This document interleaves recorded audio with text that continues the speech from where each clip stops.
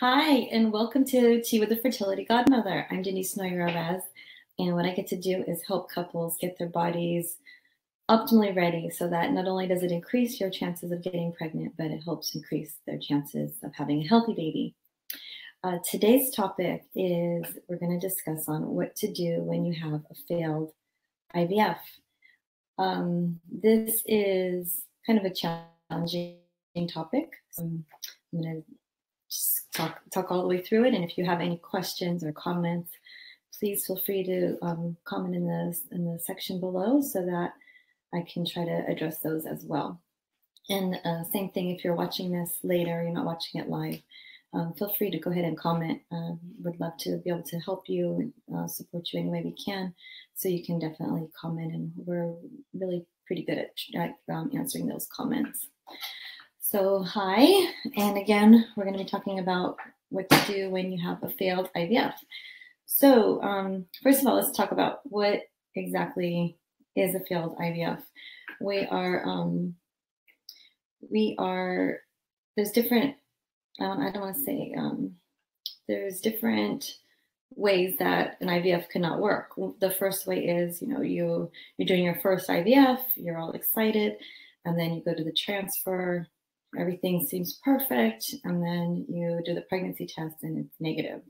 So it was unsuccessful. And a lot of times it's why was that happen? How did that happen? Everything seems so perfect.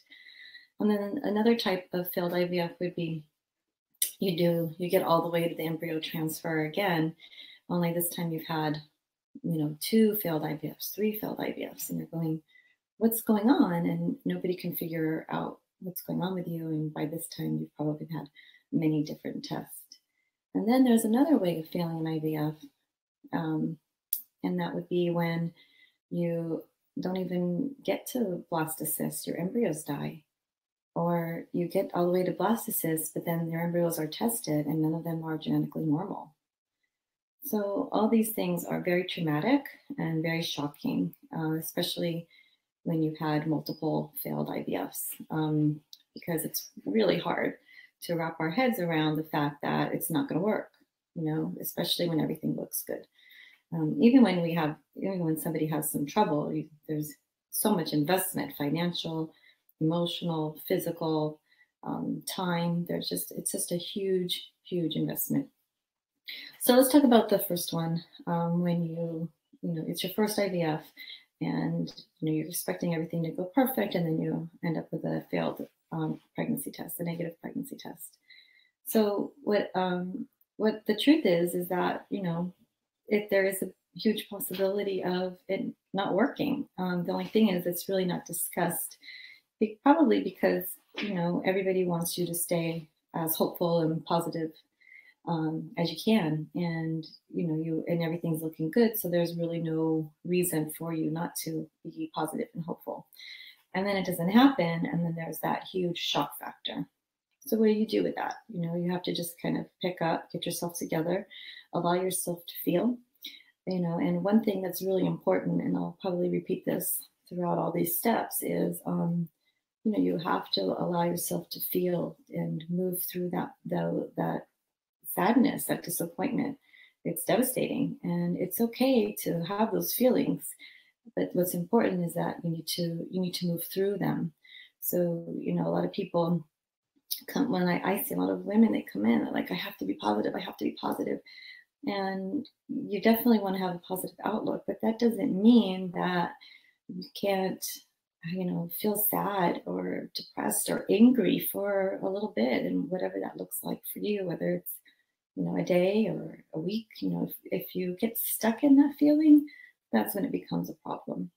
You definitely, if you're constantly, you're not feeling like you're moving forward, and you're just stuck in that anger and disappointment, that's when it becomes an issue for your health and for your life and for your next chances of trying to conceive again. So there's a lot of things you can do during that time, and I think they're going to all overlap. So I'm going to go ahead and let's talk about the next problem. The next problem would be when you've had several failed IVFs, and you're like, well, what's going on? So usually you've had lots of tests done. You may have had an endometrial biopsy done. You may have had a test done to find out when the exact time to implant is based on your, right? You have all these tests done, and in the meantime, you're exhausted. Your embryos they're starting to deplete. Hopefully, you have enough in the bank so that you can do it again, because that's another concern, right? So when you have those repeated miscarriages, there's something to look at. So, or not miscarriages, sorry. That when you have those repeated failures, it's like, okay, what are you doing? What are you doing, right? And in between, are you doing everything you can to get as healthy as possible? Are you doing things that you can to do things to live your life? And because it's so consuming, so it takes a little bit more effort and planning to have fun with your partner and have fun with your friends, getting back in touch with the things that also matter, that are a part of your life. It's not just this whole IVF process, and it can consume you. It can totally take over, and understandably so. So it's important to kind of take a step back and do things that are going to be helpful for you. And I see one of the biggest mistakes that couples do is, instead of trying to make some lifestyle changes or look at supplements or maybe doing some acupuncture, making those changes and really optimizing their health during that time, they take a break and they don't do anything different. And then they get the same result. And it's very, very sad to me, because we have limited, you guys have limited embryos, you have limited time. It's a whole lot of money. And for me, the biggest thing is just watching the emotional pain that causes. I know this isn't a positive topic, but it's a very real one. So I really want to just talk real with you about this. And I'm going to give you solutions and some things you can try as well. But I just want, I know I'm usually trying to, create hope, but I will, but I want to just make sure that we touch base on all this stuff too. It's very important and very real. So anyways, during that time period, it's important to take a break. And again, take a step back. I think that's going to be my theme today, is just take a step back. I was at a conference this weekend, and they said, in order to do a bow and arrow, before you leap forward, you have to take a step.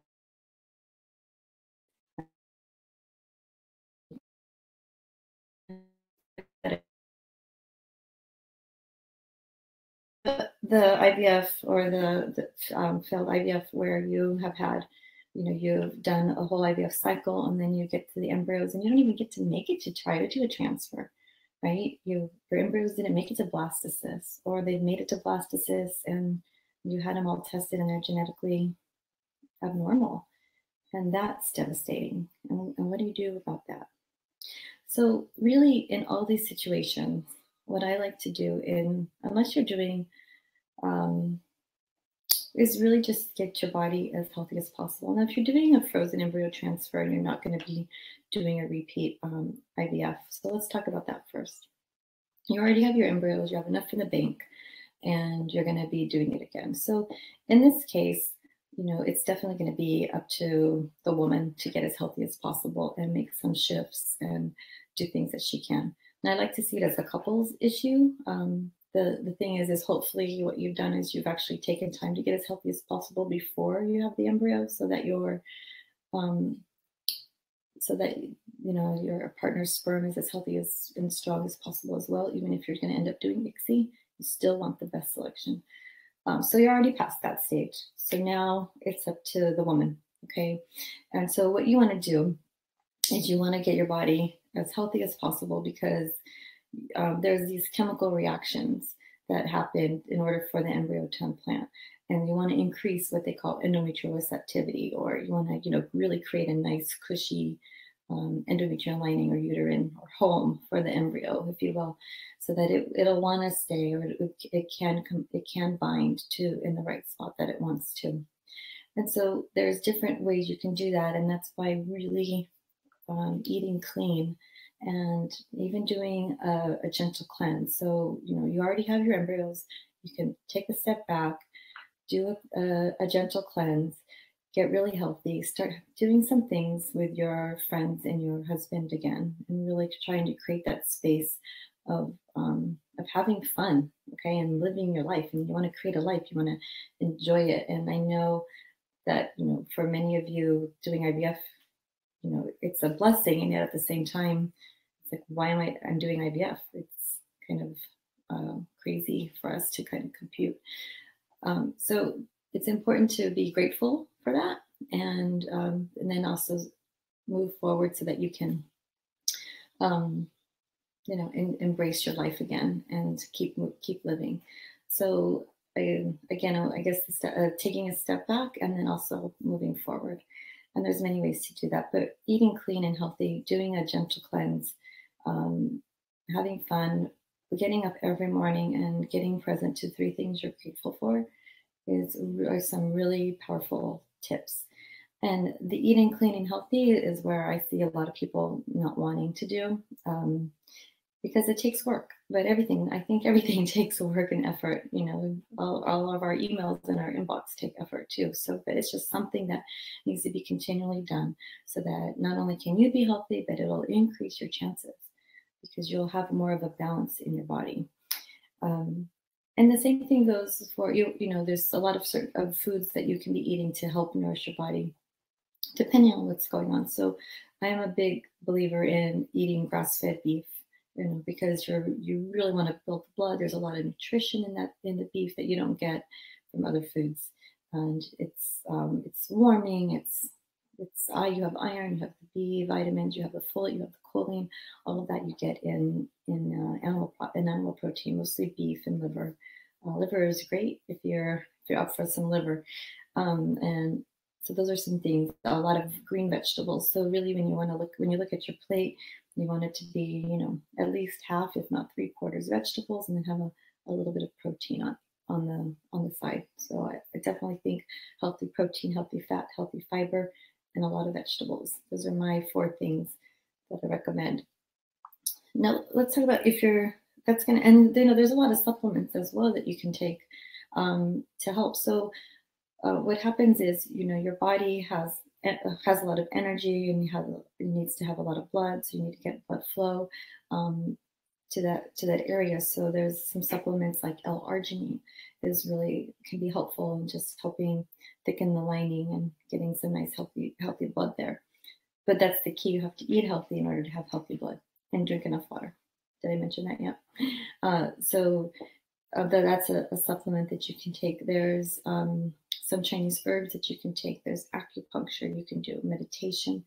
And again, all these are going to kind of intertwine for the same thing. Now let's talk about what to do if you don't have any embryos. If you get all the way to that point, you've had embryos taken out. So you had 10 taken out and none of them make it. And whether, they just never made it to blast, or you've had them tested and they still are genetically abnormal. What do you do during that stage?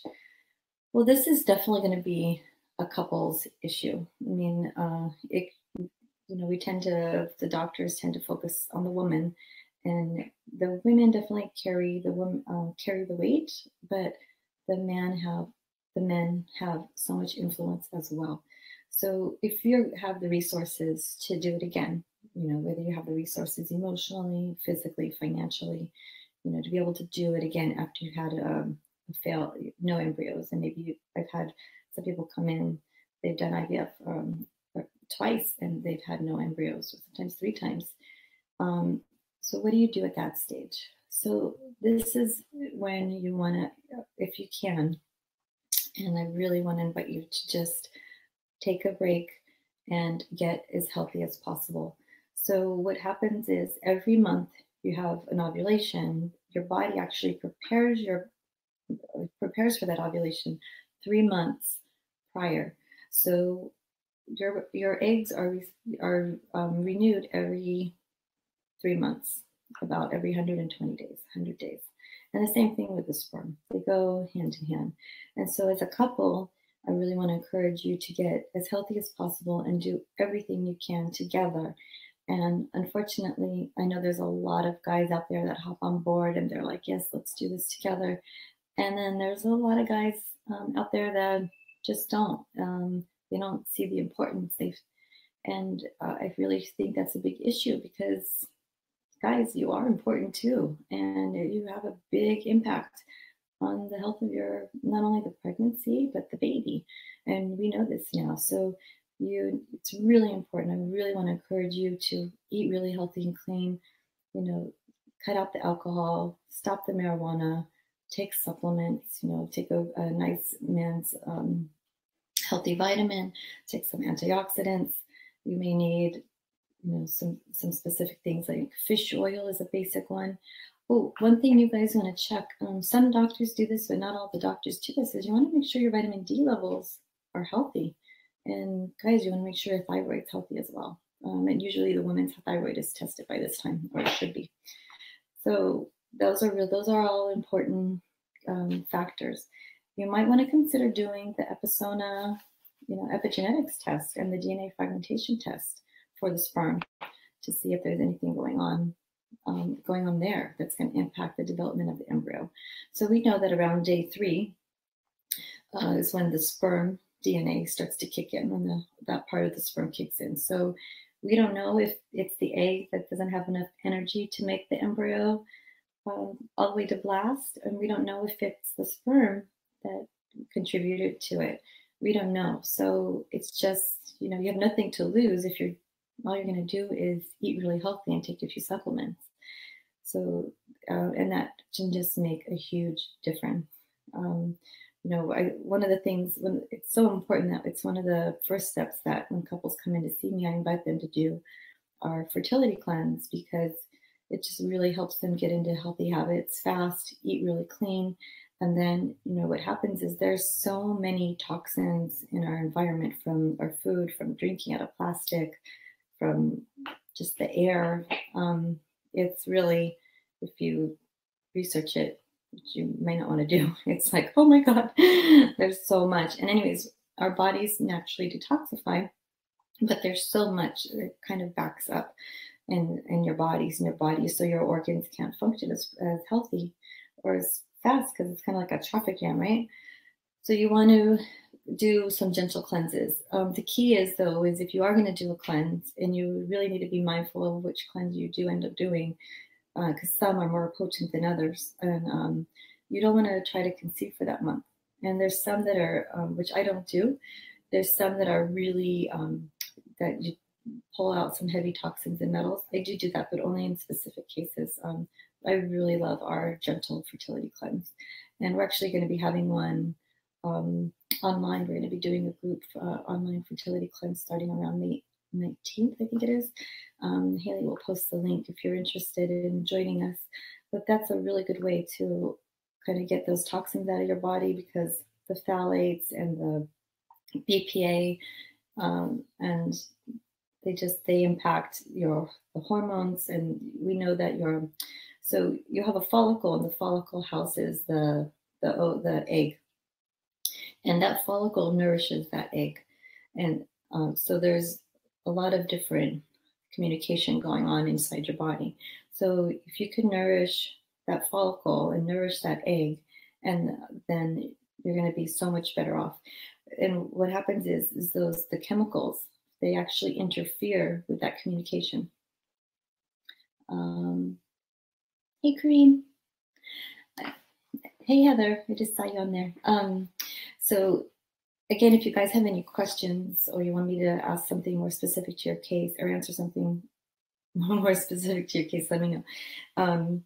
And so anyways, so that's why it's important to do a gentle cleanse, just so that you can get things moving.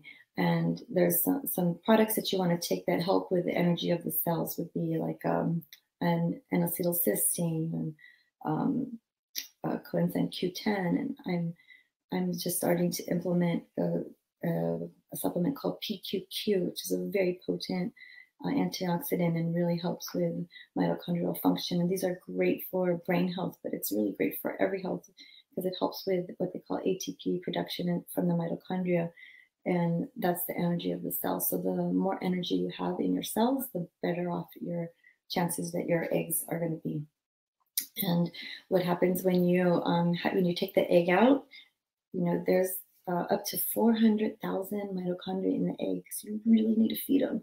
So that's why these supplements are so important when you take them in, and to take them in high doses, because you really want to feed that. So, and then you also want to make sure you're getting a lot of vegetables and fish oil, but you want to get a high quality fish oil. It's very important as well.